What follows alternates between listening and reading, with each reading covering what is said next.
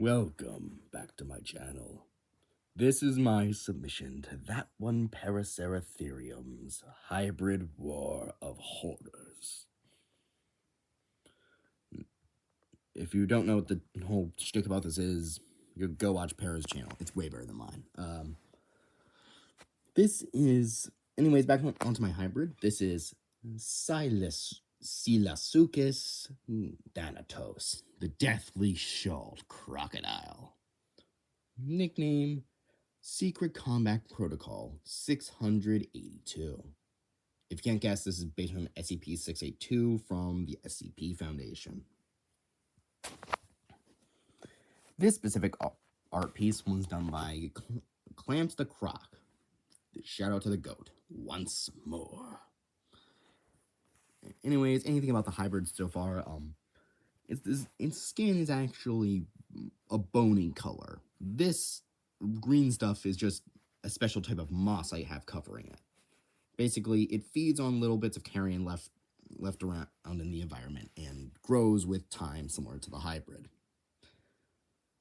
We were allowed to cosmetically alter our hybrids. That is a rule. That's the only acceptable form of human influence in this. Anyways, I shall show you this guy's entire shtick. Oh. That was completely pointless. Oh, that's the same image. Anyways, Quincana forterostrum provides the base. Already being a powerful crocodilian, likely possessing most of the bells and whistles that come with their sort of immune system, but most of all comes with these legs. I want them. We need them, and I'm gonna put them to great use.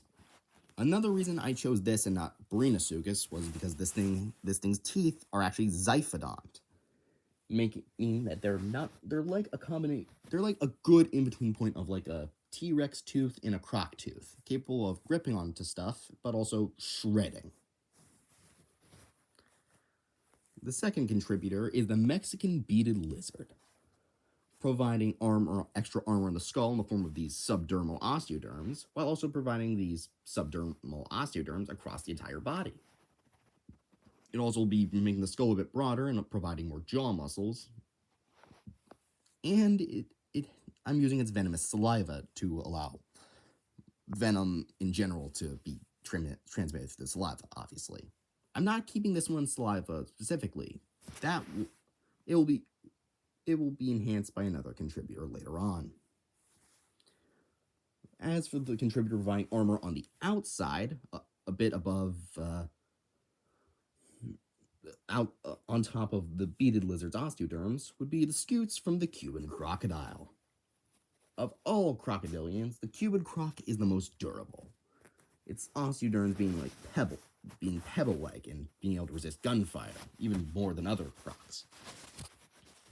Also, it has a tendency to try to run down its opponents and bite the crap and just grip and rip them instead of just using a death roll. Also, I use it to beef up the tail a bit, improve the immune system with stronger antibodies, disease and virus resistance, ability to withstand heavy metals and radiation, its nictitating membrane, its pressure sensors, and its stomach acid, and tendency to climb occasionally. The leatherback sea turtle is here to protect the mouth and throat from the quills of the Tyrannoscorpions. Those quills are going to be a problem, and I need a way to deal with them. These chitinous throat and mouth spines will be a perfect form of defense against those. Also, if it gets something in its mouth, good luck getting it back. It wants that. You might as well, if it bites you, you might as well negotiate the limit latch onto, because it wants that way more than you do. Also, it's here to increase lung capacity. The jaguar makes itself present for the muscles, specifically in the legs. The reason why I chose jaguar over something like a leopard or a tiger or a lion was because, well, they're basically the all-terrain vehicle of cats. They can run, jump, swim, climb, the whole shebang. Also, they have a tendency to try to ambush their prey and take them out with a bite to the back of the skull, which is something I very much would like to do. Jaguar. Also, they're probably my favorite big cat, and it's a reason why I chose them. Also, the way they grapple those forearms is very good for restraining something like a Tyrannoscorpions. The Arapaima makes itself present for the composition of its scales, not the scales themselves, just the mineralized composition of them, strengthening the scales from the Cuban crocodile. Also, I'm taking the inner layer of the scales that act like Kevlar and adding that to the traits of the crocodilian scutes to provide shock absorption against the Tyrannoscorpion's tail. Also, I'm taking aspects of their tongue, which is tough and bony, and using some of those traits combined with the cat and crocodile to turn it into a bony board to crush stuff against the roof of its mouth. Crocodiles can't stick out their tongues, so it won't be losing much. Also, I'm adding this thing's ability to close off the windpipe to dive. The peregrine falcon also makes itself present with its vision and brain. The peregrine falcon's brain is incredibly powerful. It's not necessarily the smartest bird, but its brain is greater than any form of is better than just being smart. It can process things so fast the world appears to be moving in slow motion, potentially allowing the hybrid to be able to plan better and be able to react faster than his opponent can. Also, it can allow it basically think of it like a targeting system in Fallout, just giving it time to scope out an enemy's weaknesses before pouncing. As for intelligence itself, the common crow makes itself known. Apart from its crow, we all know how intelligent corvids are. I know how intelligent corvids are. They can use and build tools. They can remember faces. They can hold grudges, which is one of the main reasons why I chose it, because SCP-682 is one of the most hateful things in fiction. So, what better thing to do than to give it the ability to hate things? Also, it can mimic voices, and I may or may not have taught it I may or may not have educated it on Am's speech from "I have no mouth and I must scream." Also, crows are smart enough to actively screw with other animals and rage bait them. So yeah. The whiptail lizard makes itself present just for quick asexual reproduction to overrun the Tyrannoscorpions. That's very obvious. The peacock flounder was added for its rapid color changing. Now, it's not the most useful when the hybrid is covered in moss, but it could work well to break up the outline. The northern short-tailed shrew for the octillionth time makes itself present in a hybrid. I chose its iron-coated teeth and its extra fast twitch muscles in the jaws, its heightened reaction speed, and also its constant adrenaline rush, making use of the appearance of slowed down time from the peregrine falcon's brain processing speed, allowing it to attack ruthlessly and relentlessly. In fact, possibly more so fast the foe can't react. Tyrannosaurus Rex makes itself known as one of the final contributors in the genome. Just adding size, improving its sense of smell, and making the eyesight even better. There was one animal that I didn't get, that didn't show up, that I'll just pull up the image. It's not really that important, but I'll still do it. Oh wait, there are two others.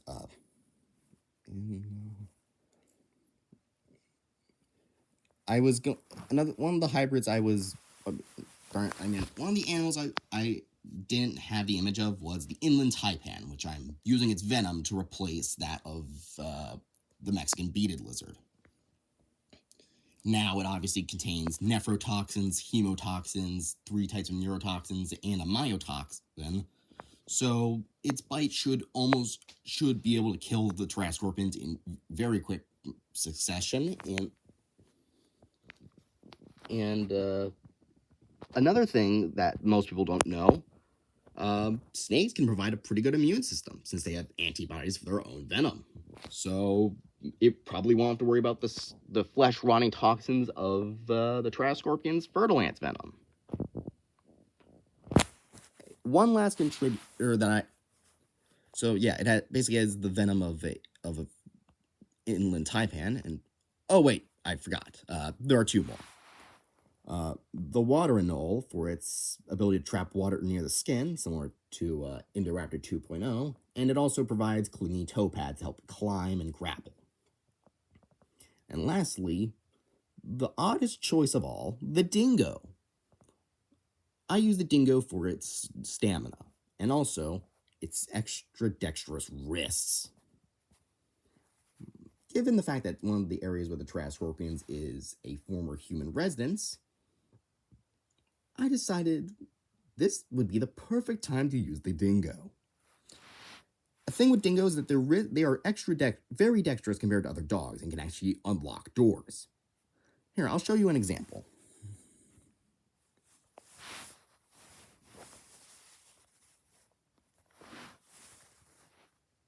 This lady locks the door. The dingo wants to get out. It looks around, walks to the door, gets up on its legs, and unlocks it.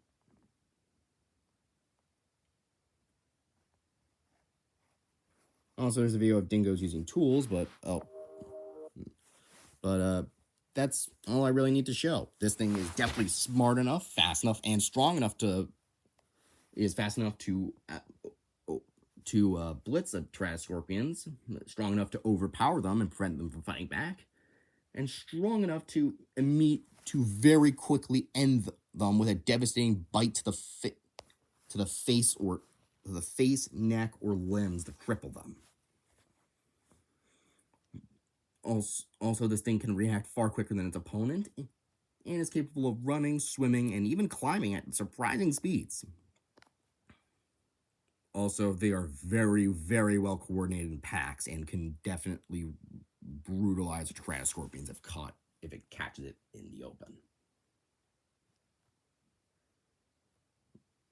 Anyways, I really love how this thing turned out.